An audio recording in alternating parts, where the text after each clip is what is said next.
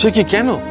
আসলে আমাদের তো পুজো সেরে মাকে বিসর্জন দিয়ে ফিরতে ফিরতে সেই ভোর হয়ে যায়। অতক্ষণ পরমেশ্বরীকে একা রেখে তো যেতে পারবো না। আগে যখন বাড়িতে থাকতাম তখন অবশ্য বর্দি ছিল, বর্দির কাছেই পরমেশ্বরীকে রেখে দিয়ে আমরা নিশ্চিন্তে যেতাম, কিন্তু এখন কার কাছে আর।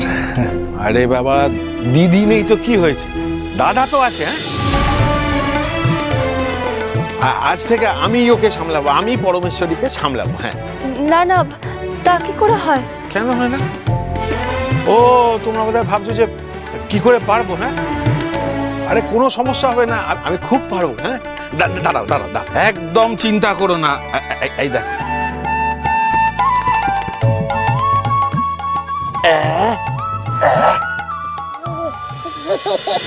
কি ভাই কেমন খিলখিল করে হাসছে। তোমরা আবার দাঁড়িয়ে রইলে কেন? যাও যাও, সাধনা করো, আমি ঠিক রাখতে পারবো ওকে।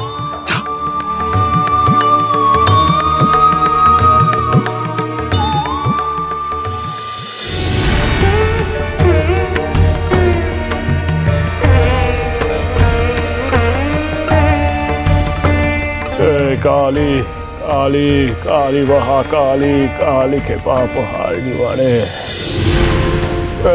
काली काली मुंडा बलि कंठमाला, महाघोर रावासुदंस्त्रा कराला, विवस्त्रा श्मशान लया मुक्त केशी, महाकाल कामाकुला काली के।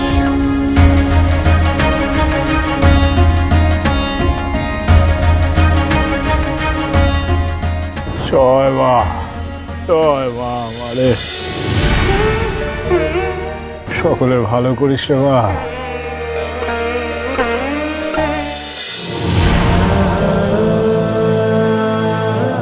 জয় মা, জয় মা।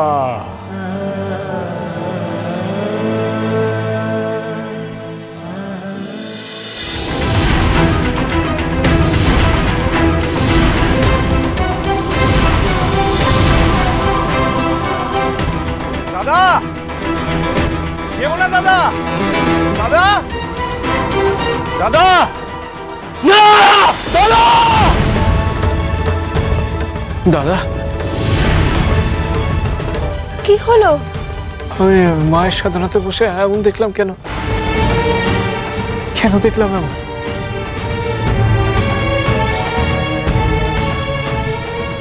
কি দেখেছেন আপনি? কি হয়েছে? মা, মারে, এ আমি কি দেখলাম রে মা? এ আমি কেন দেখলাম? কি হয়েছে আমাকে সেটা তো বলবেন। আপনি জানেন না সর্বাণী, আপনি জানেন না যে ধ্যানস্থ থাকা অবস্থাতে আমি কি দেখেছি? সে সে অতি অস্পষ্ট কিন্তু কি ভয়ঙ্কর। কি দেখেছে সেটা তো বলুন। আমি দেখলাম দাদা হঠাৎ। দাদা হঠাৎ কি? আমি জানি না, কিন্তু কিন্তু এই কোনো সর্বনাশের ইঙ্গিত সর্বাণী। দাদার কোনো বিপদ ঘটতে চলেছে, ভয়ঙ্কর কোনো বিপদ। কি বলছেন কি আপনি? আমাকে দাদাকে বাঁচাতেই হবে সর্বাণী। কিন্তু কিভাবে? আপনি তো বাড়ি ছেড়ে চলে এসেছে, আর এখন যা পরিস্থিতি, দাদা আপনার সাথে কথাও বলতে চান না। আমি জানি, আমি জানি, আমি সবকিছু জানি সর্বাণী, কিন্তু সব জেনে শুনে তো আমি চুপ করে বসে থাকতে পারবো না। আমাকে যেতে হবে। হ্যাঁ, আমাকে আমাকে এখনই বাড়িতে যেতে হবে, গিয়ে দাদাকে সব খুলে বলতে হবে, দাদাকে বাঁচাতে হবে সর্বাণী। এখন যাবেন আপনি? হ্যাঁ সর্বাণী, আমাকে এখনই যেতে হবে।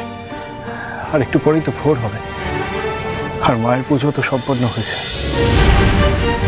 আপনি আপনি এক কাজ করুন সর্বাণী, আপনি মায়ের বিগ্রহ বিসর্জন দিয়ে স্নান সেরে ঘরে ফিরে যান, আর আমি এখনই ওই বাড়িতে যাব। আমাকে এখনই গিয়ে দাদাকে সাবধান করতে হবে। মায়ের সাধনাতে বসে ধ্যানস্থ অবস্থায় আমি এই দৃশ্য দেখেছি সর্বাণী। এই দৃশ্য মিথ্যে হওয়ার নয়, দাদাকে আমায় বাঁচাতেই হবে।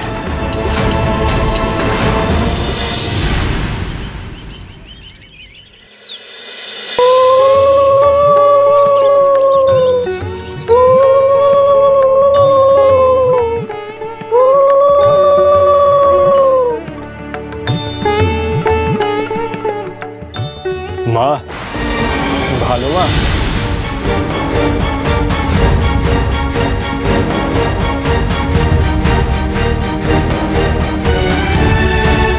মেজকা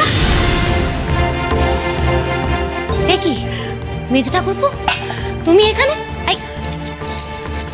রামপ্রসাদ, রামপ্রসাদ এসছিস বাবা, এসছিস? কতদিন পর বাড়িতে পা রাখলি বাবা।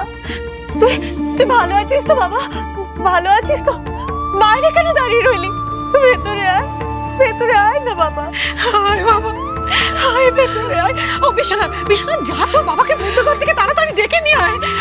ও অম্বিকা, অম্বিকা জানা মা একটু মিশিয়ে একটু জল করে নিয়ে আয় না রামপ্রসাদের জন্য। যা যা। না,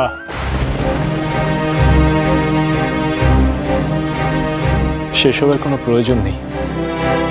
আমি একটা বিশেষ প্রয়োজনে এসেছিলাম। আমি শুধু জানতে চাই যে দাদা। কি হয়েছে? তুই তুই এই বাড়িতে কেন? কি মতলবে? ও বাইরে কিছু জুটছে না, না তাই বলে এই বাড়িতে এসে ভিক্ষে করতে হবে?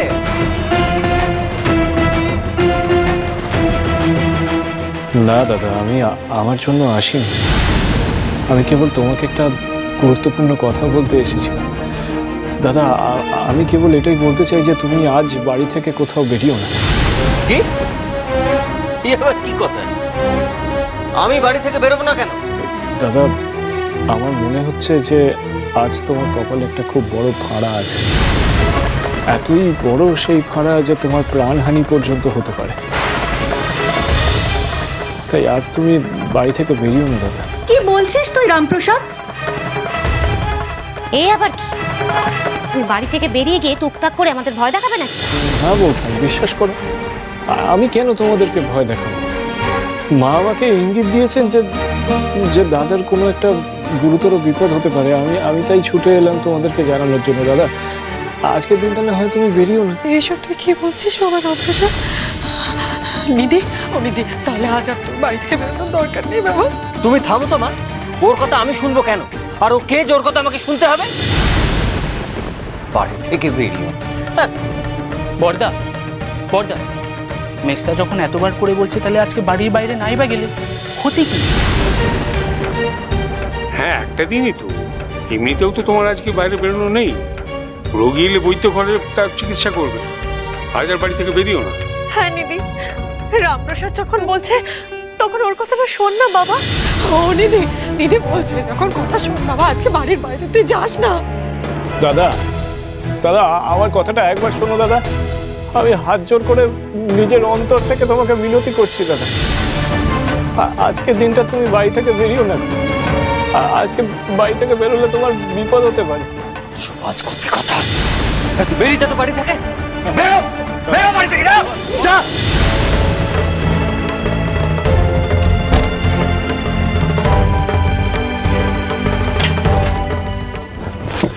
দাদা, দাদা, আমার কথাটা শোনো দাদা।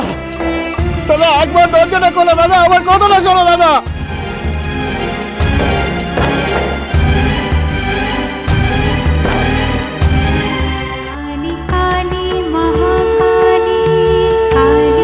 মা, মা, মা গো, মা গো, আমার বড় অস্থির লাগছে গো মা। দাদা যেন আজ কোনো মতেই বাড়ি থেকে না বেরোয় গো মা। কি হয়েছে আপনার? হঠাৎ আপনাকে এত অস্থির দেখাচ্ছে কেন? সর্বাণী, দাদাকে তো জানেনই আপনি যে দাদা কেমন। আমার কোনো কথা শোনে না। দাদা আমাকে একদমই পছন্দ করে না। আর আমার উপরে খুব রাগ ওর। হ্যাঁ, কিন্তু মাঝখানে উনি বদলেছিলেন। আবার জনার কি হলো? সেও যেমনই হোক, কিন্তু তবু আমার দাদা তো, আমার তো ওর জন্য চিন্তা হয়। আচ্ছা, চিন্তা করে আপনি কি করবেন বলুন? কিছু করার নেই, আমি তা জানি, কিন্তু কিন্তু আমি যে ওকে এতবার করে বারণ করে এলাম যেন বাড়ি থেকে না বেরোয়, ও কি আর আমার কথা শুনবে? হ্যাঁ, তুমি ঠিকই ভেবেছো। যেহেতু তুমি বারণ করেছো, সে আরো বেশি করে বেরোবে, আমি নিশ্চিত। সেটাই তো আমার ভয়ের কারণ ভজাদা। কিছুতেই আমি যেন শান্তি পাচ্ছি না। আজকের রাতটুকু পার হলে আমি বাঁচি।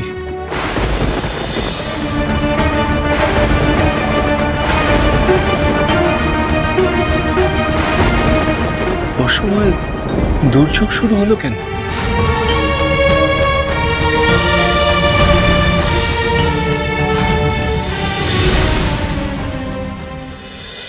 আসলে বড় বৌদির খুব পেট ব্যথা হচ্ছে তো, তার ওষুধ বানাবে বলেই বাইরে জড়িবুটি আনতে গেল।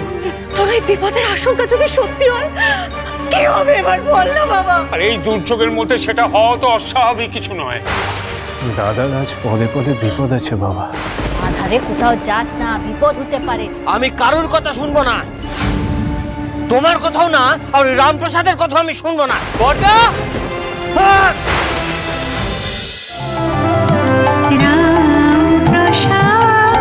চলো চলো চলো চলো চলো পাল্টাই।